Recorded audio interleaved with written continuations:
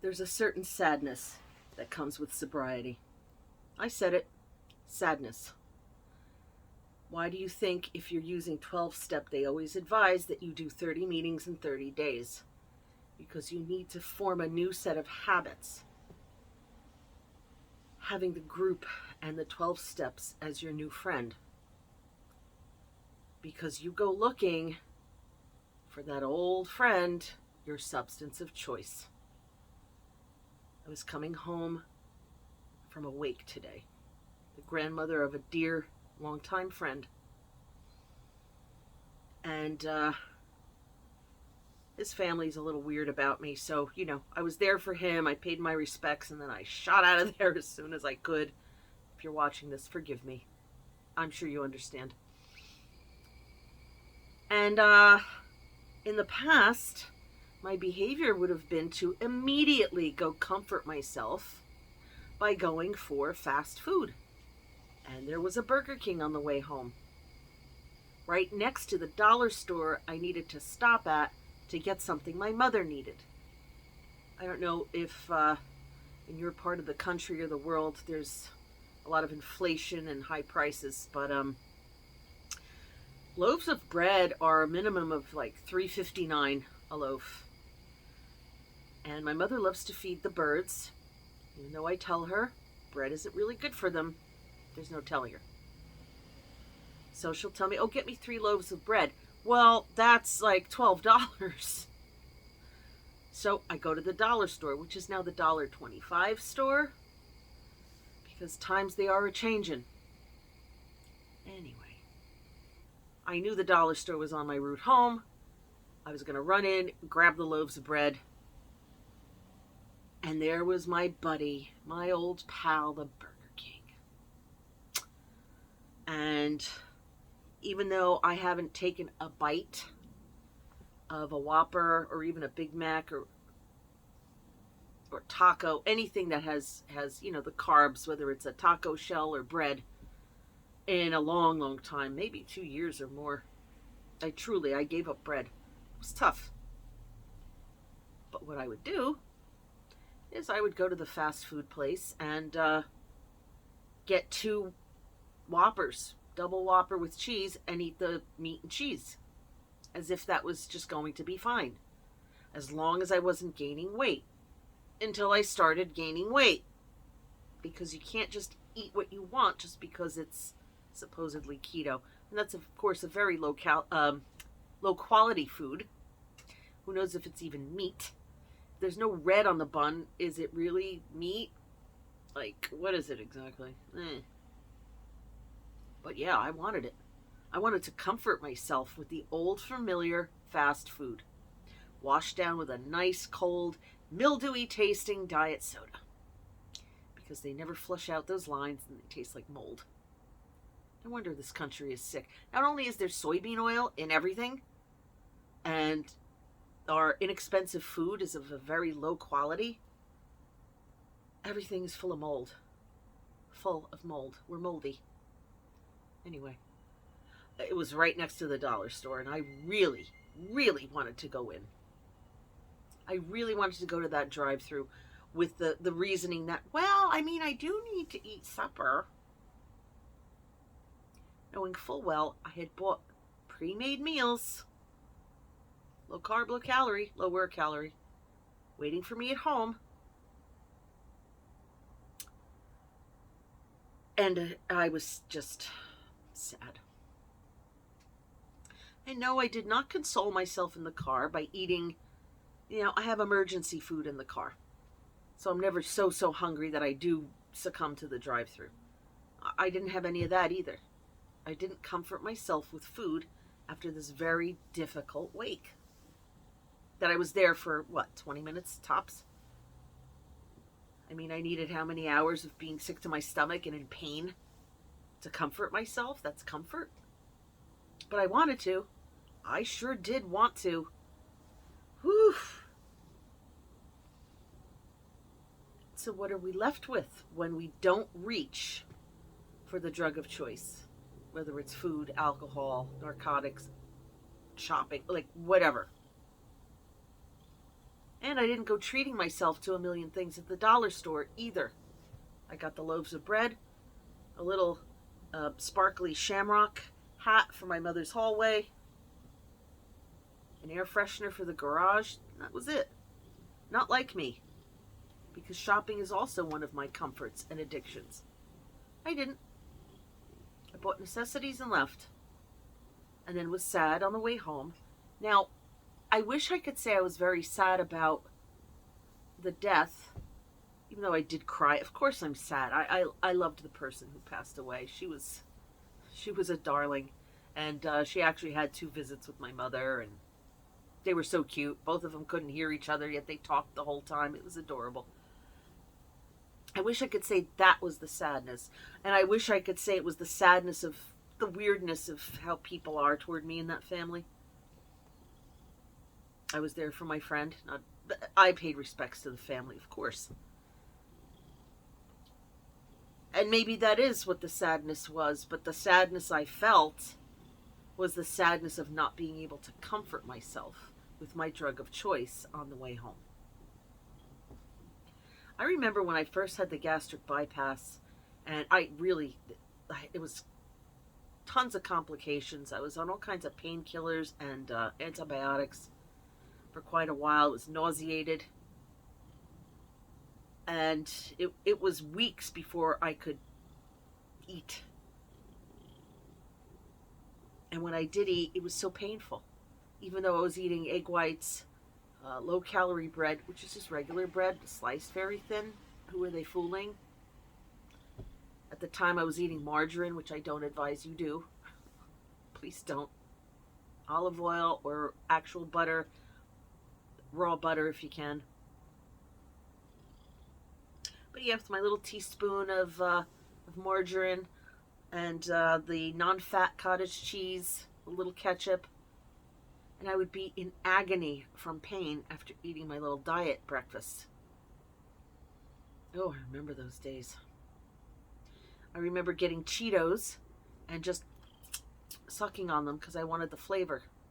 You know, MSG, also a drug that makes us want to reach for more and more and more. Oh, I remember those days. And I remember I called it in my blog, and in my book, if it was in the blog, it's in the book Diary of a Fat Girl, where I talked about how I felt beige, like my life was beige.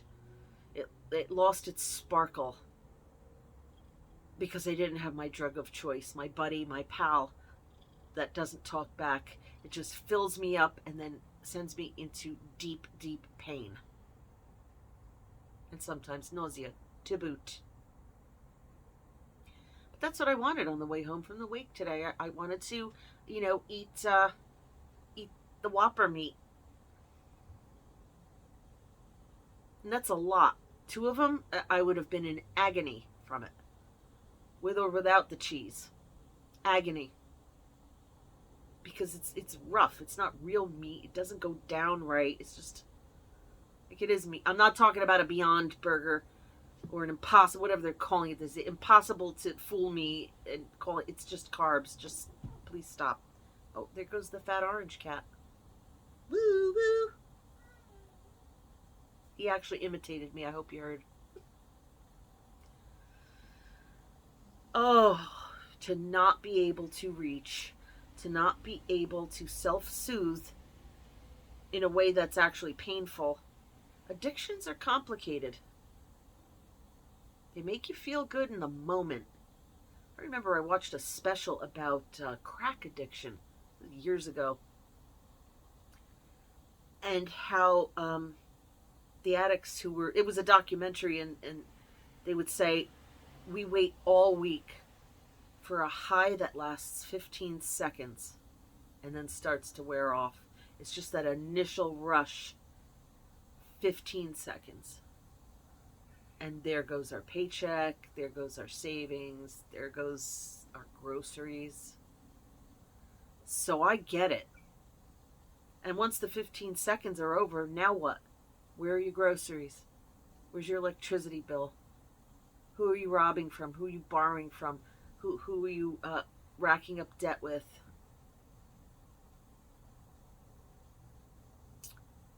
powerful things, addictions, but they're fake, they're false. It's like the enemy, it's like El Satan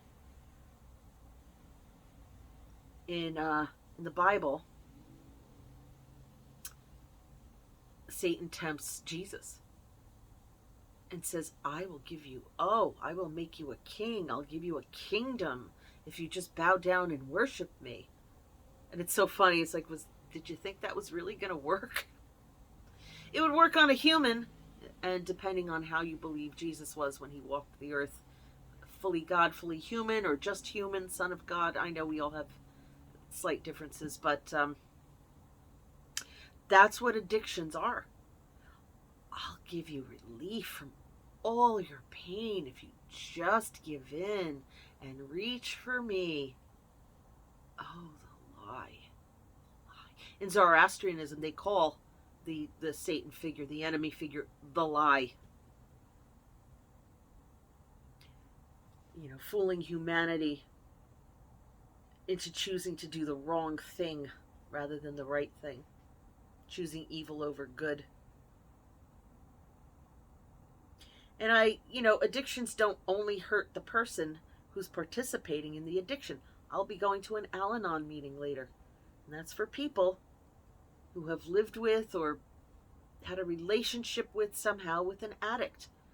Alcoholic, addict. And know that they cannot change the disease. They cannot heal the disease of addiction in the other person. We can only heal ourselves with the discipline of our 12-step program. And we're usually overcoming people-pleasing, codependency. Once in a while, those words are thrown around at the meeting. I am not sure if they're in the literature. I could be more diligent about reading it every day. Well, I'll be reading it tonight, that's for sure. But that's what it is. And that's an addiction in itself, thinking we can change the addict, thinking we can change the alcoholic. If we just tiptoe around them the right way. If we try to make them happy by sacrificing our own needs and wants. It's a manipulation too.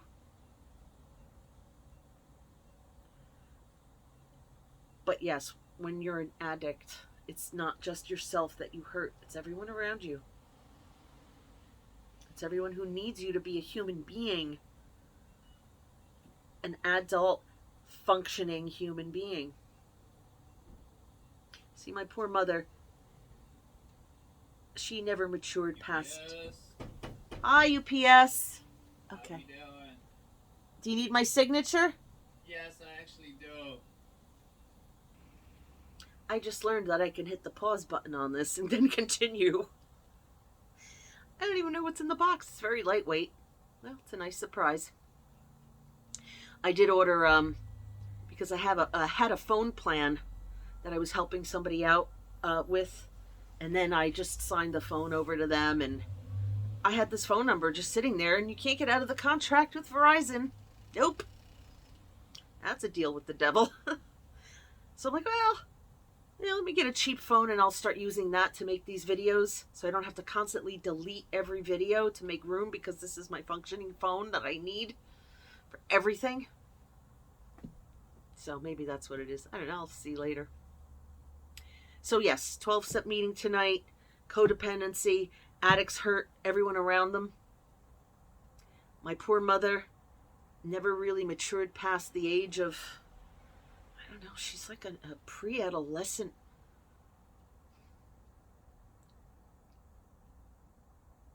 And as much as she's hurt me and she's hurt people and hurts her aides and has hurt her family and her in-laws and my father,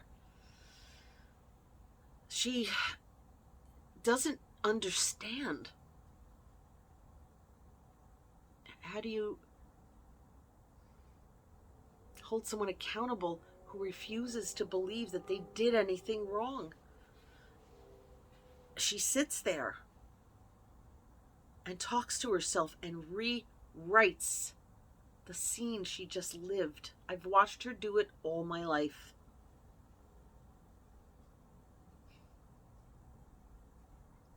Schizoaffective? Who knows? She's 99 at this point. Who cares? She's fine. She's taken care of. She has her food. She has, caretakers. She's fine. But she's still up to her shenanigans. Mischief, sometimes pure evil, hurting people with her words.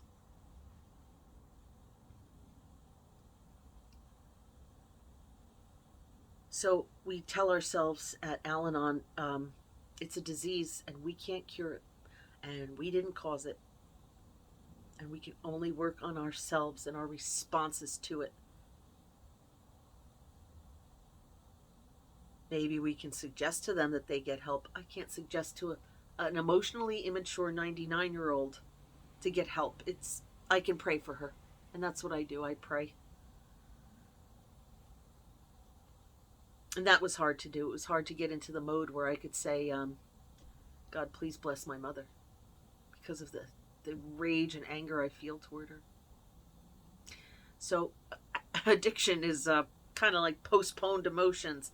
It's so much easier to punish oneself with the drug of choice. Because think about alcoholism. The high of those first few drinks doesn't last. And now you're passing out, throwing up, waking up hungover. The pain lasts a lot longer than the short period of relief you get from participating in your drug of choice. I can attest to that. It's an hour or more after a binge before I can function because of the pain.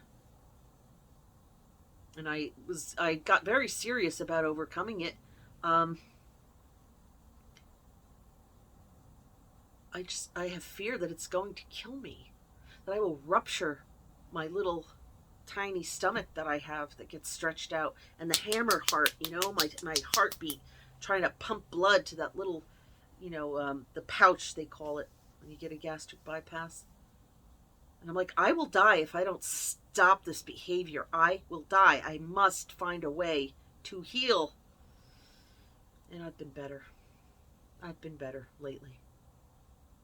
Truly. How? 12-step program. Daily habits. I've been busy. I keep very busy. I have projects and outlets for my emotions and creativity. And then there's just pure willpower of not giving. I'm so vain. Like, oh, with my hair sticking up, I need to curl my hair under. Just the willpower. I wanted to go to that Burger King, and I can't even tell you what stopped me. Because I didn't even pray. I didn't even say, God, put your hand in this. I didn't. I just was like, I just don't want to feel that pain.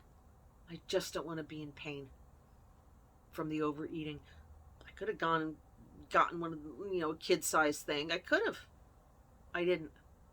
I'm like, no, I'm good. I have food at home.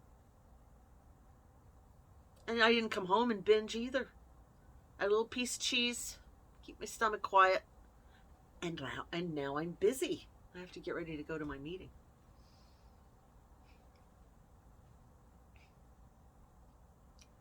Please find help if you're suffering an addiction. Please find solidarity with people if you're the survivor of a narcissist. And there's plenty of support out there. Groups on Facebook, I suppose, Reddit, wherever you find online support. Counseling if you can afford it. That would be amazing. You didn't cause your own abuse. You didn't. It feels that way because they blame us. We made them behave that way. That's what they tell us, but we didn't. And we believed them because we were probably children when they first told us that it's our fault and our behavior that they were responding to. We didn't make them behave that way. But now that we know we're not responsible, and it's not our fault, now we're responsible to heal. And to find ways to heal, to find ways to get better. And I said the other day in a video, fight for your health. Fight for your mental health. You're worth it. You don't know what gifts you have buried under all that resentment and sadness.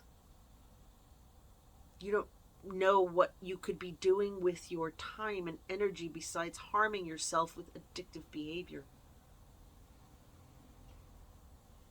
Please, get help for yourself. I did.